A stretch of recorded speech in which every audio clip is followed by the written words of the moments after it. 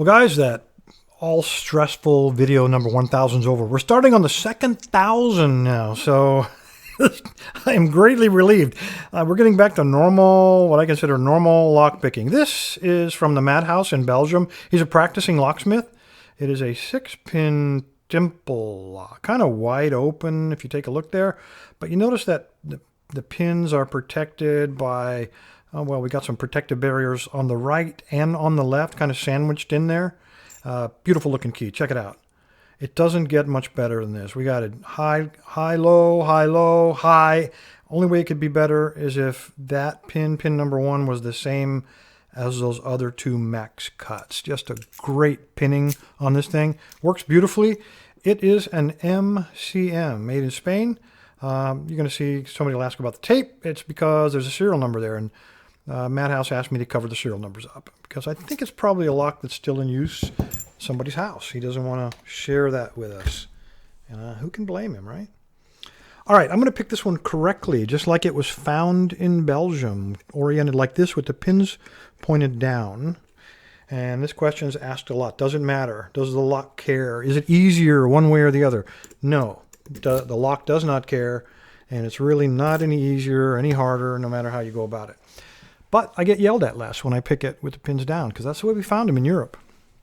All right, I am going to use a flat flag, and I'm going to go down, I'm going to use the corner of the keyway as a guide, and it's going to be like riding on rails. That way I can position that pick, I think you can see that perfectly, right over that. The only disadvantage here is that when I rotate that pick, a flat flag, he can't push below that first mountain. So there's about 2 cuts that are below that. So keep your options open. We can also use this warding against them, and we can pick from the top right here, using that as our guide. Probably have to do that because most of these European locks do have security pins in them. So I want a nice fat tension wrench. This is the fattest one I own. Maybe not that one. Definitely not that one. Let's try that other end. All right, I'm just going to really shove him in there. I don't want him dancing around on us. All right. Let's see if that will work. And it will. That way, if we got a security pin, we can control the core, release tension at our leisure, not the lock's. All right. I'm going to go clockwise, put moderate tension. I'm going to go down the left side of the keyway and see if I can find a binder.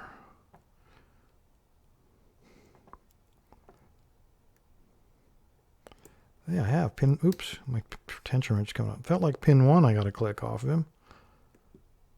1 pin 2. I got to click off of him. 3 springy, 4 springy, 5 is springy, 6 is springy. All right, might have screwed something up already, guy. Okay, pin 2 had a second click on him. Now we got a little turn on the core there.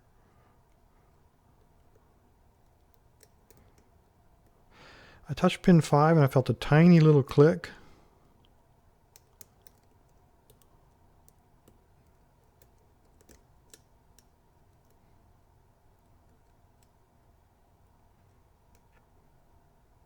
On pin 3.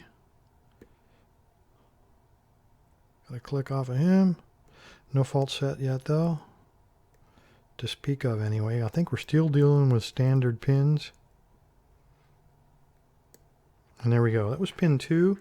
So now when it turns like that and you get a really good fault set, it tells you you're probably hung up on either a mushroom or a spool.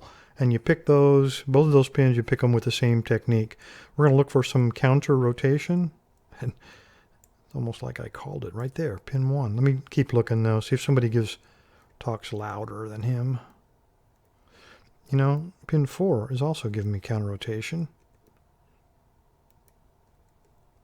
So pin 1 and 4 are probably both spools that need to be picked pretty much at the same time. So I'm going to cut my risk. I'm going to pick the deep one first because they're harder. Let me see if I can slide by that. I'm going to go to the top right corner because now I need to push down below those 2 little mountains. And the only way I can do it is either with a curved pick, curved flag rather, and they have a habit of getting stuck in keyways. So I'm going to stick with a flat, see if it works. Try to find pin 4. Okay, right there. I think it's positioned right.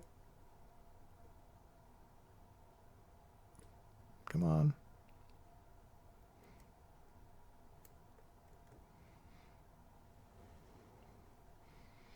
Wow, he's taking a lot. I'm going to bend this pick. Make sure I'm not trying to pick some warding here. No, that's definitely counter rotation. I'm on him. There he goes. All right, I got to click on 4, but now I lost the false set. So I'm going to go back to the left side, see who popped up. Try to get that false set back. I need it.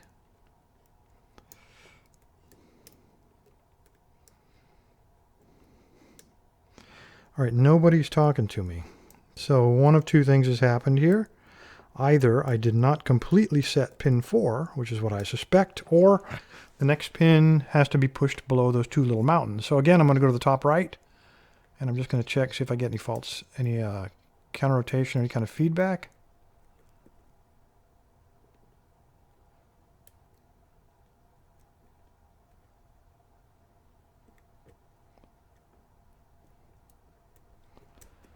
Nothing.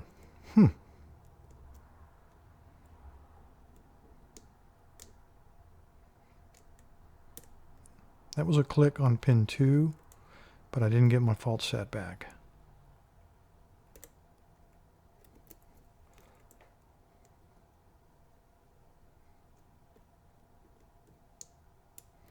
Three is good for sure, and I believe 4 is set. So where in the world did that fault set go? I may have to pull that curved pick out after all, guys.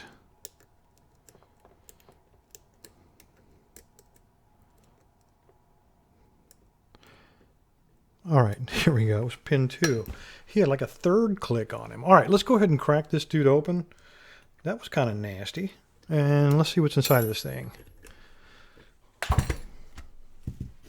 All right, and I put a couple reminders here. Let's talk about who won last Saturday's stuff. If you recall, we did the Bogey E&E kits. We had 2 different sets. One is the 3-humper, and one is the multi. It's actually the 4 and the 5. And that was called the EES4L5, and that goes to SK81 Spence. And the other one, which is just the standard Bogey triple peaks, goes to Corey R. I will drop you guys an email and ask you to send me your real names and your mailing address. All right, back to this guy. I'm just going to go ahead and rotate him around. Lock him back up. And I'm going to take that off of there. You'd think after 1,000 videos I'd have a system, but I think I finally came up with it, and that's it. We're going to put little reminders on the pinning board. See that, or get Alexa to talk to me, but she gets so much stuff wrong that I just don't even like talking to her. Come on. All right, I'm going to get the old screwdriver out. That worked like greased lightning. Okay.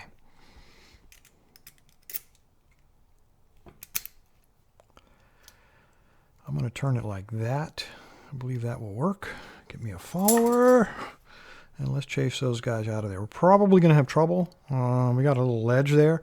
So before I jump right into that, I'm going to get a shim and shove him right there to kind of bridge that gap. I don't want trouble. I'm certainly not going to ask for it with him.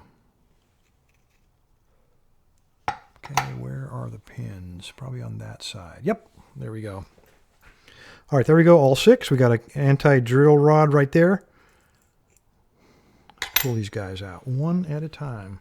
I don't see anything obvious. Okay, we definitely have a serrated. Got a double serrated. We got a standard. We got a serrated, double serrated rather. Standard. And a double serrated. I don't see anything odd about the core. Very nice. And let's pull our shim out. And let's see what we got upstairs. Nice spool. Very nice. Very sharp. We got a... Oh my goodness. You don't see these too often. These are pretty nasty. Notice how it's narrow on the top and the bottom. Makes you think you got it set. These act a lot like spools, and they act a lot like T-pins, like a combination. Pretty nice design, I gotta say. Those Spaniards. There's another one. Same deal. That's probably what caught me up on number 2. I thought it was a spool. There was another nice spool. And we got another one of these nasty little devils. It's packed full of them. And last but not least, we got another spool. So it looks like we had 3 of each. And anything weird on the pins? I mean on the springs? No, all standards. You know, this looks like a challenge lock, but probably is not. This is fairly typical of what you find in Europe in just normal locks, guys. This is how they come. I wish we would do this here in the States. It doesn't cost that much more to do it right. And this one's definitely done right. We got some kind of elongated spools here. They're very sharp edges, very nice. And then we have these, I'm not going to call them T-pins. I'm sure there's a special name for them, but I'll be darned if I know what it is. And then, so 3 spools and 3 of those. And on the bottom, they spent a little extra and put some serrated pins into 1, 2, 4, and 6. We got his money's worth on this little m.c.m. made in Spain. Anyway, there you go, fellas. The Madhouse. Thank you, sir, for the lock. Everybody else, stay safe, stay legal. Corey R. and SK81 Spence. You'll be getting an email. Be sure and answer it if you want this stuff. Thanks, guys.